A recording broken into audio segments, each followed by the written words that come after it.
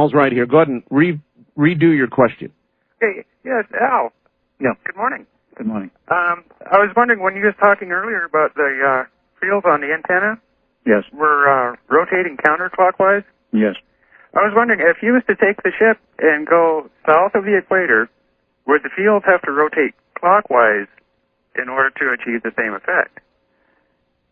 All right. Basically, that is probably true because you have a different field effect in the southern hemisphere in terms of magnetic fields. I don't know if you're familiar with the Bloch Wall phenomena. The magnetic fields of the Earth, like in a bar magnet, do not run straight from North Pole to South Pole.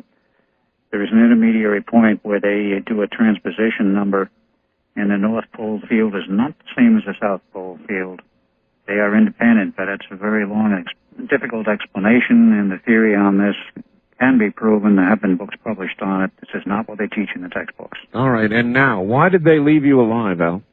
Okay, they had to leave me alive, as well as Duncan. They had to resurrect him, so to speak, for a simple reason. We had gone through the entire time loop, and one of the gentlemen who worked on this project, Dr. Norman Levinson, who has 4 or 5 books out in mathematics. He was a professor of math at MIT, died in '76, if I remember correctly.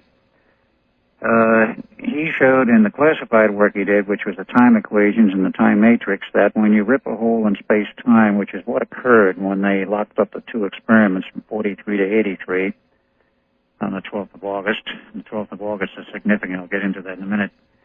But when you do that, you tear a hole in space-time, in the fabric of space-time, you create a problem. If those who are familiar with electrical theory and know about transmission of RF energy down a transmission line, you must terminate that line in its proper impedance at the end where you are attempting to ship power.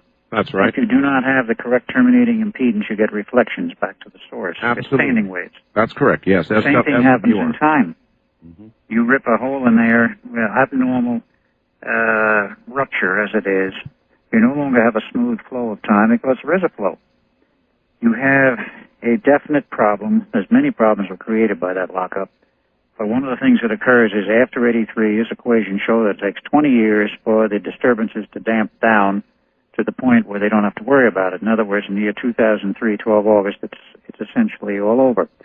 For some reason, reasons not known to either Duncan or myself, and I don't know if anyone knows the answers, Duncan and I act as human dampers on the time trail, so to speak, to maintain a damping coefficient of some type so that the whole thing doesn't go off and rupture again.